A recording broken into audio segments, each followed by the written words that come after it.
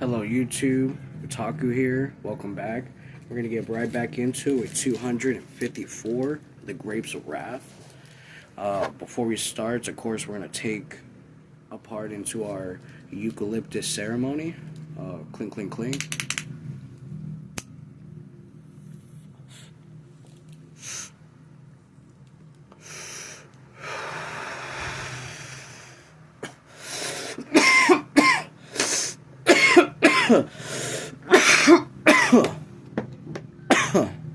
Alright, let's dive right in. Make sure to have water on you as well. Do not forget to hydrate during this. There were 40 tents and shacks, and beside each habitation, some kind of automobile. Far down the line, a few children stood and stared at the newly arrived truck, and moved cautiously towards it. Little boys in overalls and bare feet, their hair gray with dust. Tom stopped the truck and looked at Paul. "She ain't very purty," he said. I'm so happy that we're back with the Joels, like, seriously. Anyways. "She ain't very purty," he said. "Wanna go somewhere else? Question mark? "Can't go nowhere else till we know where we're at," Paul said. "We gotta at least get some work." Tom opened the door and stepped out. The family climbed down from the load and looked cautiously at the camp. Ruthie and Winefield, from the habit of the road, took down the bucket and walked towards the willows, where there would be water, and the line of children parted from them. Aw, they kind of already know their roles, so the kids just start doing what they need to do. That's very mature for the littlest ones in this group. Anyways, road down the buckets.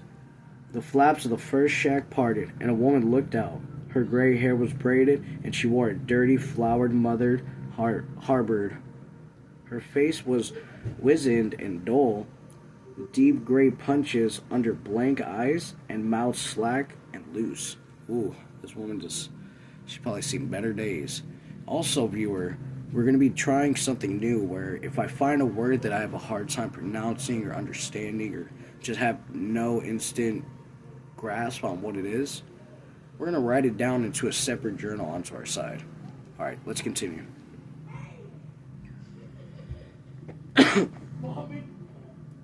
The bearded man said, "Howdy, folks," and his restless dark eyes jumped to each member of the family, and from them to the truck to the equipment.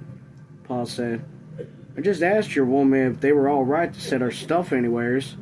The bearded man looked at Paul attentively, as though he had something very wise that needed thought. "Sit down anywheres. Here in this place." "Sure. Anybody own this place that we gotta see before we could camp? Question mark," Paul said. The bearded man squinted, one eye nearly closed, and studied Paul. "You want to camp here? Question mark." Paul's irritation arose. The gray woman peeled out of the burlap shack. I'm going to write burlap.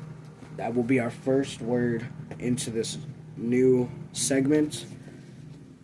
I will look up after the video and look away. Burlap. Alright, let's continue.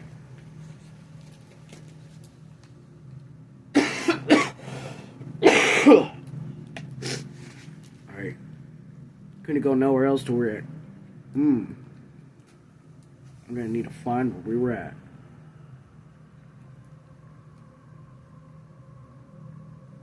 "Well, if you want to camp here, why don't you? I ain't stopping you." Tom laughed. "Huh, he got it." Paul gathered his temper. "I just wanted to know if there was anybody on it. Question mark. Do we gotta pay anything? Question mark. The bearded man thrusted out his jaw. "Who owns it? Question mark. He demanded. Paul turned away. "The hell with it," he said. The woman's head popped out of the tent. The bearded man stepped forward menacingly. "Who owns it? Question mark," he demanded. Who's gonna kick us out of here? You tell me. What the fuck? What's wrong with this dude? Tom stopped in front of Paul. "We're gonna take a good long sleep," he said. The bearded man dropped his mouth open and with his dirty fingers against his lower gums. For a moment, he continued to look wisely, speculatively at Tom. And then he turned on his heel and popped into the shack after the gray woman. Tom turned to Paul. "What the hell was that?" he asked. Paul shrugged his shoulders. He was looking around. He was looking across the camp. In front of the tent stood Old Buck. Stood an Old Buck. I don't know what that word is either. Shit. Buick? I've never seen that word before. I'm definitely gonna look it up.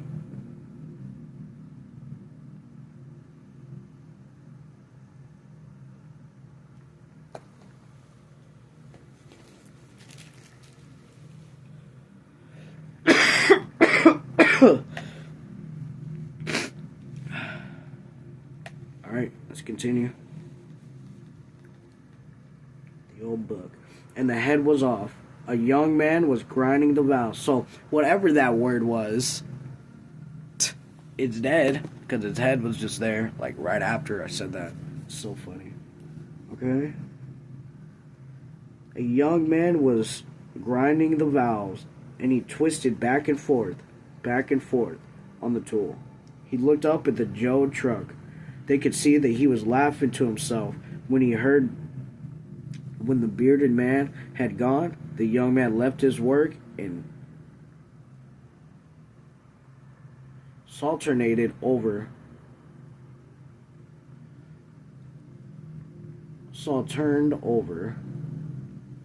It's a very strange word too. Honestly, you just got to bear with me here. I'm gonna have to write that word too.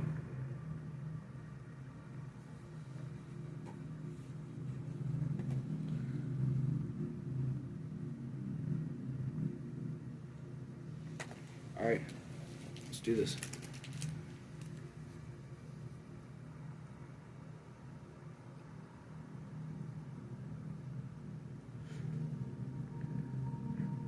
"How are y'all?" he said, and his blue eyes were skinny with amusement. "I see you just met the mayor. Who the hell's the matter with him?" "What the hell's the matter with him?" he demanded. The young man chuckled. "He's just nuts like you and me. Maybe he's a little nutser, too.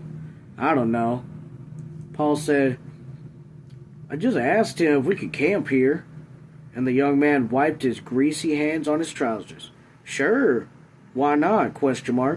You folks just come across? ? "Yeah," said Tom. "Just got into the morning." "Never been to Hoverville before? ? "Where's Hoverville?"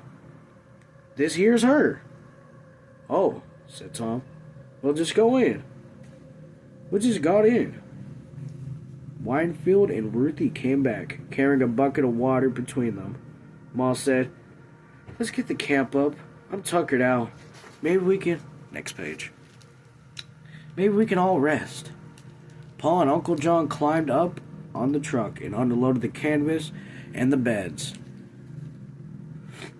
Tom turned to the young man. Yeah, I'm definitely looking up that word later. And walked beside him back to the cart and he had been working on. The valve grinding brace laid on the exposed block, and a little yellow can of valve grinding component was wedged on top of the vacuum tank. Tom asked, "What the hell was the matter with that old fellow with the beard?" "What do you He just said it. He's nuts." The young man picked up his brace and went to work, twisting back and forth, grinding valve against valve seat. "The mayor? ? Chris knows. I guess maybe he's bull simple." "What's bull simple?" "I guess cops push him around and much he starts spinning." Tom asked, Why would they push a fella like that around? The young man stopped his work and looked into Tom's eyes. Christ knows, he said. You just come? Maybe you can figure out. Some fellas say one thing and some say another.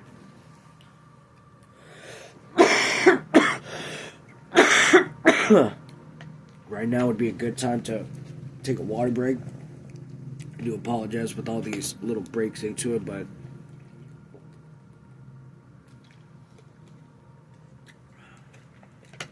gotta keep looking out. Just like this family, gotta take care of ourselves. No matter what happens, we'll make it.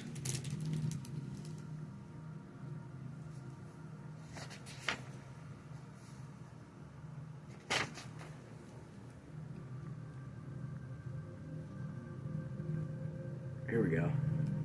You just come? Maybe you can figure it out. Some fella says one thing and some says another thing. But you just camp in one place a little while, and you see here quick and deputy sheriff shove you around. He lifted a vial and smeared components onto the seat. But what the hell for? Question mark. I'll tell you if you don't know. Some say they don't want us to vote. Keep to moving so we can't vote. And some say we can't get on relief. And some say if we set up in one place, we get organized. I don't know why. I only know if we got road all the time. You wait, you'll see. We ain't no bums, Tom insisted. We're looking for work. We'll take any kind of work. The young man paused and fit in the brace into the valve slot. He looked in amazement at Tom. Looking for work? Question mark. He said. So, you're looking for work. What do you think everybody else is looking for? Diamonds? What do you think I wore my ass down into a nub looking for? He twisted the brace back and forth. Tom looked about the grainy tents, the junk equipment at the old cars, the lumpy mattresses out onto the sun, and the blackened cans on fire, blackened holes where the people cooked. He asked quietly, Ain't there no work? I don't know. Must be. Ain't no crop around here right now. Grapes are picking later, and cotton to pick later. We're moving along. Soon I get this here vow grounded. Me and my wife and my kids. We heard there was work up north. We shoving up north. Salison. I guess Salison's the city.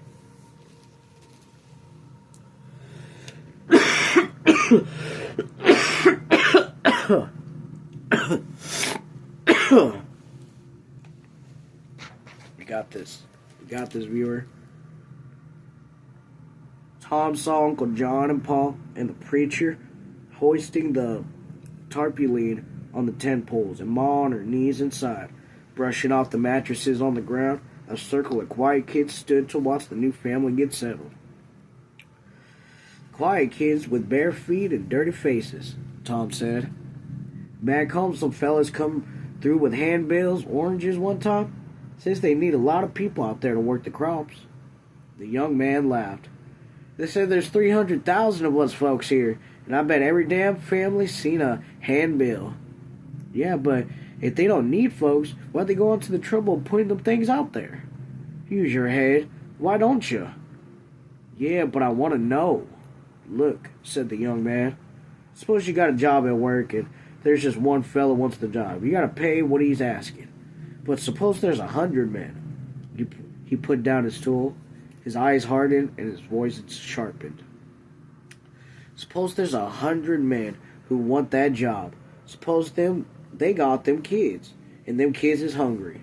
Suppose a lousy nine'll buy a box of mush for them kids. Suppose a nickel will buy at least something for them kids. And you got 100 men just offering a nickel. Why, they'll kill each other fine for that nickel. Know why they was paid last job I had? 15 cents an hour. 10 cents for $1.50 if you can't stay on the place. Got to burn gasoline in there. Jesus. That's awful. Let's continue. Tom said, "That's stinking." The young man laughed harshly.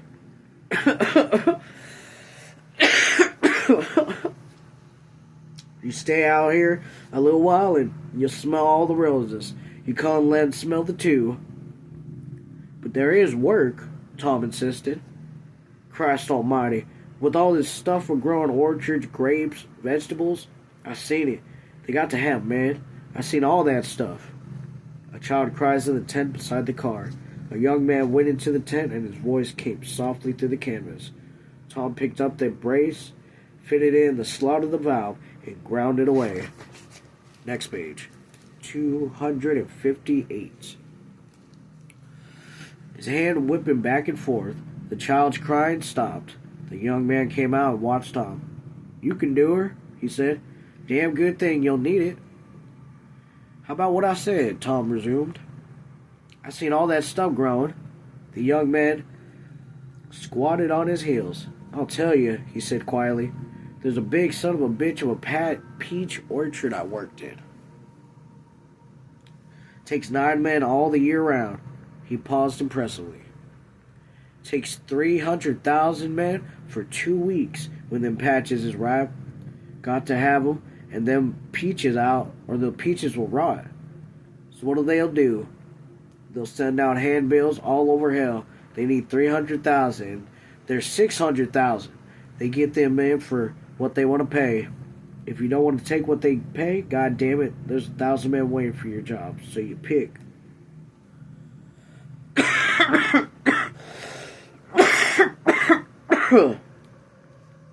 So you pick. It's terrible. Every goddamn one of them picked. There ain't another damn thing in that part of a country to do. And then them owners don't want you there no more.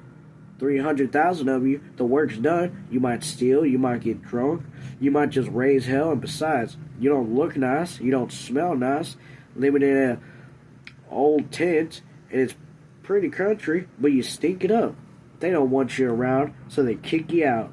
They move you along, that's how it is.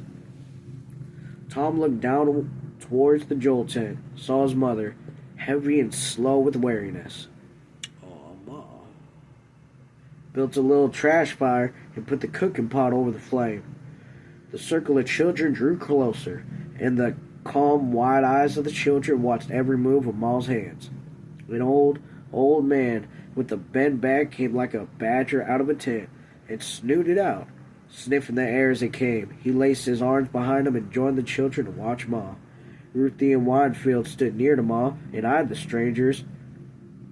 Oh, I'm definitely writing this word down. Belligerently. I don't think I have to write it down. Just stared at him like they got a problem.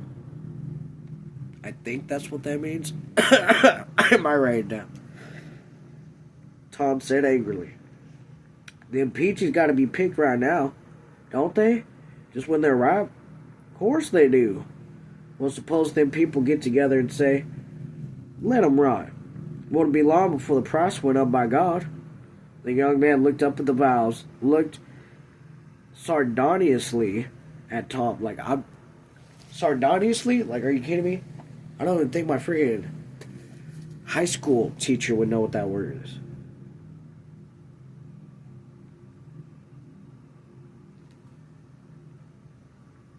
Alright.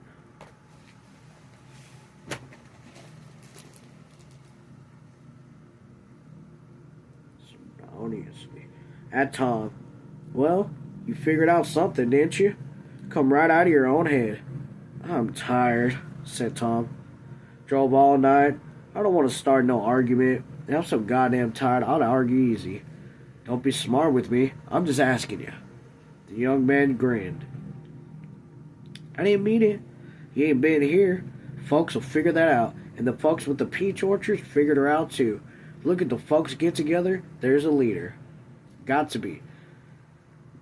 A fella that does the talking. Well, first time this fellow opens his mouth, they grab and stick him in jail. And if there's another leader pops up, why, they stick him in jail too. Tom said, what a fella eats in jail anyway? His kids don't. How'd you like to be your kid starving to death? Yeah? Tom said slowly. Yeah. And here's another thing. Ever heard of Blacklist? What's that? Well, you just open your trap about us folks getting together and you'll see. And they'll take your pictures and send it all over. Then you can't work nowhere. And if you got kids... Tom shook his cap and twisted in his hands. So we could take what we can get, huh? Or we starve? And we'll yelp if we starve? The young man made a sweeping circle in his hand. And his hand took in the ragged tents and the rusted cars. Tom looked down at his mother again, where she was scraping potatoes, and the children were drawn closer. He said, I ain't gonna take it, god damn it. Ain't my folks ain't no sheep. I'll kick the hell out of somebody. Like a cop? Like anybody.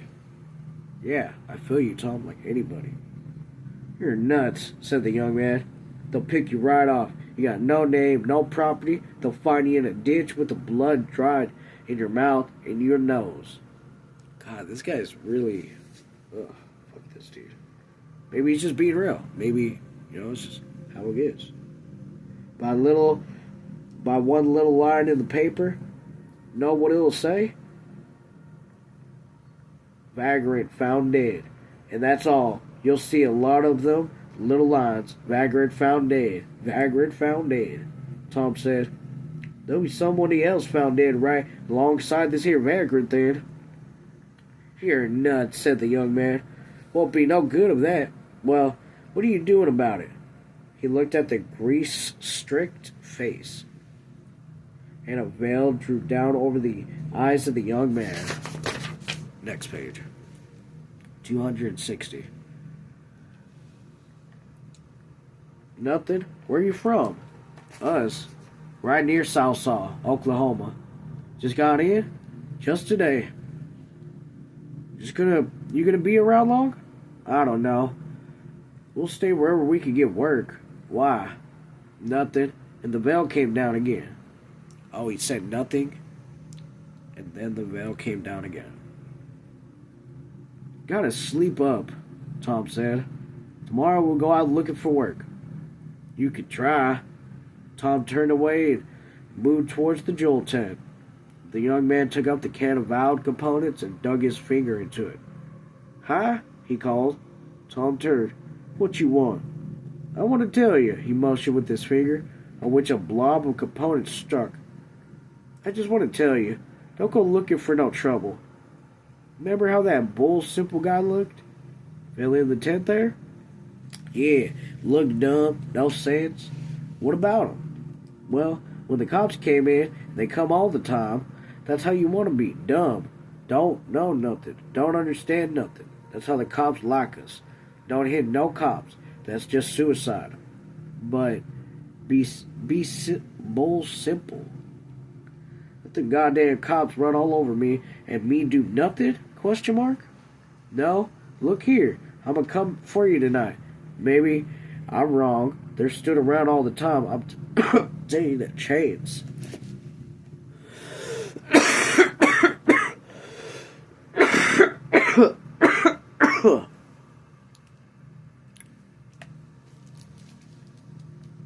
Taking a chance.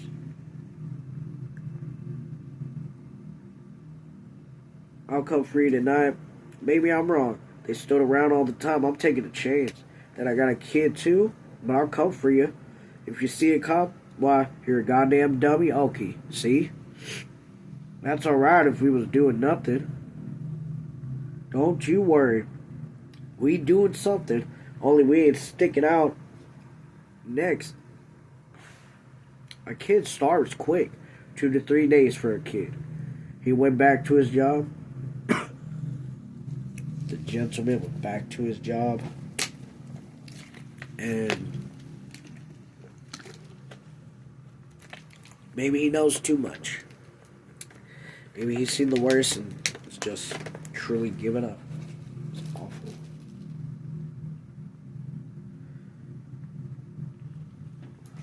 Whoops. My bad.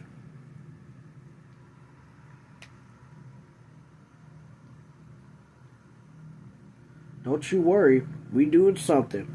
Only we ain't sticking our necks out. A kid starts quick. 2 to 3 days for a kid. He went back to his job, spreading the component on a valve seat, and his hand jerked rapidly back and forth on the brace, and his face was dull and dumb. Tom strolled slowly back to his camp. Bull simple, he said under his breath. Bull simple.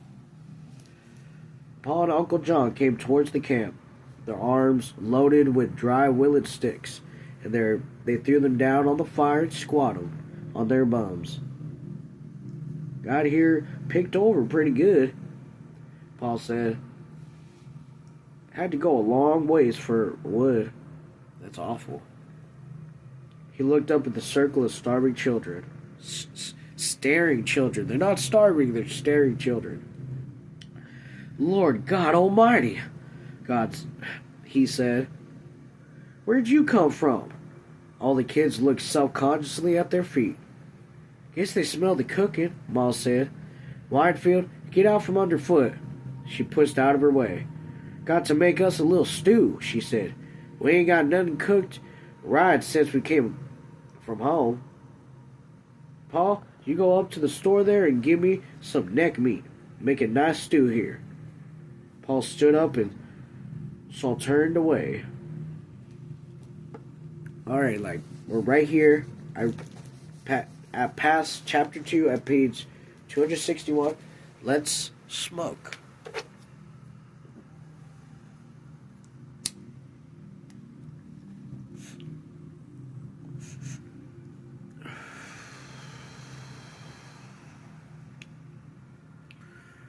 The family is just making the absolute most.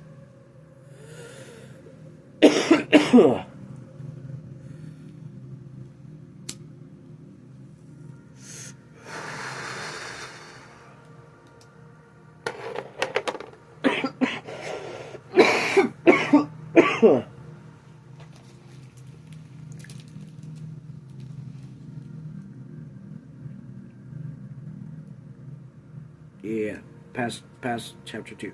Al had the hood of his car up, and he looked down at the greasy engine. He looked to where Tom approached. You sure look happy as a buzzard. I'm just gay as a toad in spring rain. I don't want to say it, but we're all thinking it. Alright, let's continue. Look at the engine, Tom pointed. Pretty good, huh? Tom peered over. Looks alright to me. Alright.